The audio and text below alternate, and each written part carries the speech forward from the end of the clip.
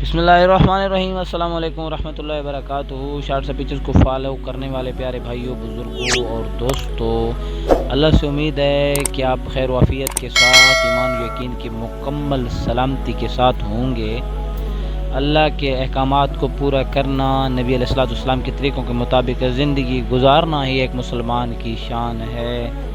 अल्लाह के यहाँ बड़ा महबूब बंदा है जो हर अमल में अल्लाह की रज़ा देखता है, नबी अलैहिस्सलाम के तरीके को देखता है। भाइयों, दोस्तों, बुज़ुर्गों, ऐसे बंदे के लिए अल्लाह रब्बुल इज़्ज़त भी काफ़ी हो जाते हैं। वज़ाइफ आपको तभी फ़ायदा देते हैं जब आप अल्लाह के बाकी अहकामात, जिनमें सबसे बड़ा हुक्म नमाज है, उसको पूरी तरह अदा कर रहे हों। अगर आप मर्द हों तो मस्जिद में एहतमाम के साथ, अगर आप औरत हैं तो घर में आप नमाज की पाबंदी कर रही हूँ।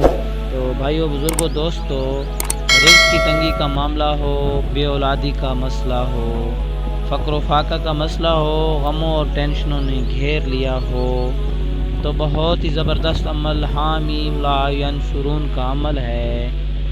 इस क्या मैं ना कोई भी नहीं जानता, पोशीदा अल्फाज में से है, ऐसे वर्ड जिनके बारे में अभी तक कोई इंसान नहीं जानता, जिसको अल्लाह रब्बुल इज़्ज़त ने छुपा के रखा हुआ है। लेकिन इसकी तासीर क्या है, ये जादू को भी हत्ता के जला कर ख़त्म करके राख कर देता है।